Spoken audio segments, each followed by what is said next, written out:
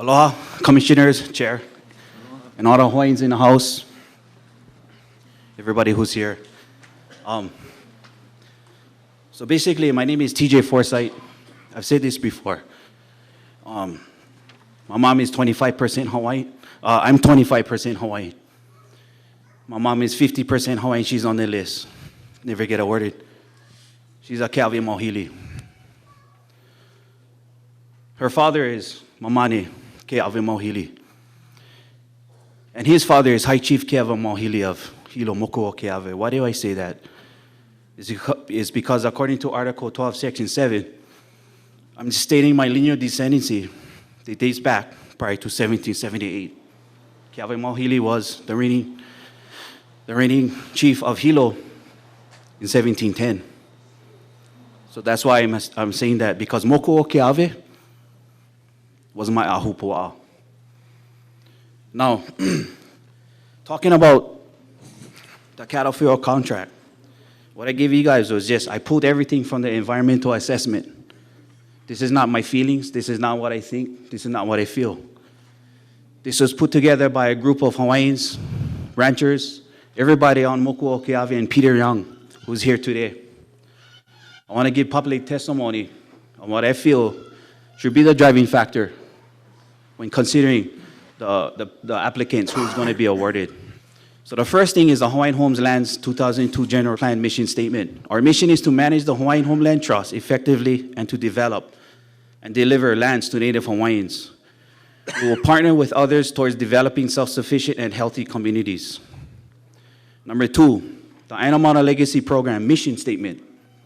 Quote, the mission of the Aina Mauna Legacy Program and its implementation is to protect approximately 56,000 acres of Native Hawaiian forest that is ecologically, culturally, and economically self-sustaining for the Hawaiian Homeland Trust, its beneficiaries, and the community. So when I look at the environmental assessment, I look at Aina Mauna Legacy, it's a beneficiary-driven program. You have to involve the beneficiaries through all stages of the plans. It's written in there, black and white. You cannot not involve them. You know, the Hawaiian Homes Commission Act of 1920, it's a rehabilitation act.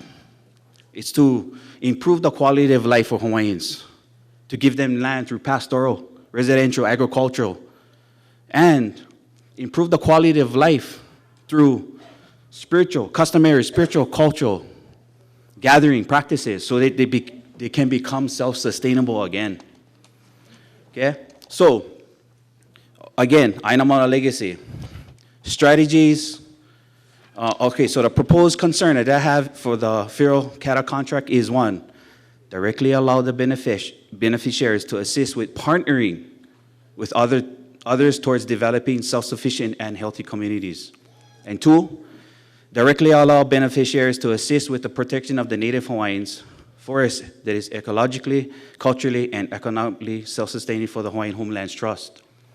So, now, strategies of the land license issuance. So this was submitted to, I left it at my desk. So it was submitted on the agenda under F7 by the department, going over the selection process and talking about the logistics of the plan. And so the Aina Mauna Legacy, what it was talking about was, based on the cattle population growth figures stated in number F7, page 6, strategies for land license. The following was estimated for cattle removal per year during the 35-year period. Pionoa, 740 cattle removed. Humu'ula, 260 cattle removed, totaling 3,000 cattle in 3 years. This section also mentions increased cattle distribution to beneficiaries by making the amount and method of cattle distribution a criterion of the licensee applications. So, my question is, what is the cattle distribution criteria? Because it wasn't stated, yeah? In the section titled DHHL Beneficiary Benefits, in the Exhibit B, Evaluation Criteria, scoring system, it states that a percentage of removed cattle will be available to DHHL lessees and waitlist beneficiaries. The details of how the cattle will be made available to lessees and beneficiaries is not specified. And the only reason why I asked that is because my mom, who's on the wait list, she's 74 years old. She's old. So as far as allowing her an opportunity to be a part of the process, are we going to make a reasonable accommodation according to the Disability Act? Or can I stand as proxy? Now, let's look at the Aina legacy. It's only a couple more minutes. And it says, quote, opportunities for beneficiaries are extensive and diverse. And there are opportunities for beneficiaries within each component of the recommendations, whether it is unmanaged ungulate eradication, native forest restoration. Some of the benefits are proposed to be relatively immediate, and I heard that today. Additionally, the implementation process will include opportunities for beneficiary and community involvement and participation at all stages of the process. So that's Aina legacy. It's a beneficiary-driven program. Whoever you select, they have to allow beneficiaries to be part of that collection process. Okay, now let's talk about the Aina legacy EA, the environmental assessment. Several issues, concerns, and opportunities were raised about beneficiaries participating in feral animal eradication, cattle, sheep, goats, and pig management efforts. So if you look at the Aina legacy, it talks about management, not just eradication. Okay? It is anticipated that several benefits for beneficiaries are available through, one, beneficiaries will be able to put meat on their tables. Okay? Two, eliminating feral ungulates and managing appropriate population of pigs in certain areas will reduce the impacts to the forest resources. Managing, again, is mentioned. Okay? Three, the trust may generate some income for the sale of feral ungulates or permits to hunt them. Okay? Aina legacy EA, continuing on the last page. The Aina legacy program is all about the beneficiaries, trust, and the land. Restoration of the land upon Native Hawaiians who have always been depended on is key to the success of the beneficiaries.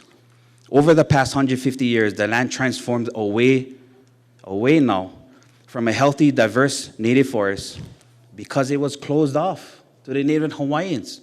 No trespassing, signs went up, gates went up, trenches went up, fences went up. Okay? It will take generations to restore the land back to its healthy condition. Ultimately, and as an overarching principle, the Aina legacy program is about for the beneficiaries, Hawaiian Homes, Land Trust. So it's a beneficiary-driven program. Just one more minute. It's a beneficiary-driven program, and we need to involve the beneficiaries. How can we start the healing process with the Hawaiian people, teaching them self-sustainability when we don't allow them on the land or don't allow them to participate?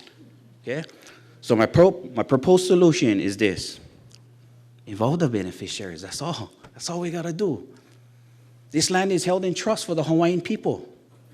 The Hawaiian people who have kuleana. The Hawaiian people who have the culture and the spiritual capabilities of going up there. The skill set.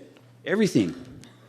So after the approval and issuance of the two licensee for the Aina feral cat removal project, what is the project agreement plan that they're supposed to submit? Are the lessees in there as being part of the program to assist? They should, because it's outlined in the Aina legacy. And if we're following the EA and the Aina legacy, then we need to acknowledge the beneficiaries as assisting in the cattle removal project and teaching them what's happening.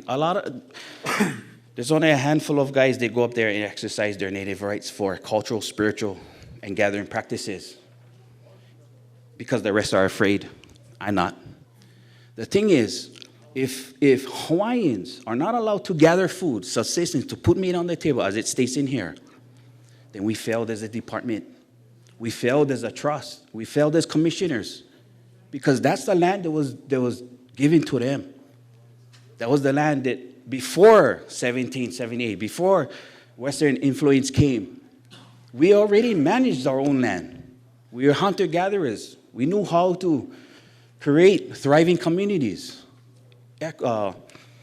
Reforestation, conservation, we did all that. And I'll close it this. Thank you, TJ. Close it this. I can volunteer my services at any time. I have access to grant writers. I have access to people who write policies and procedures.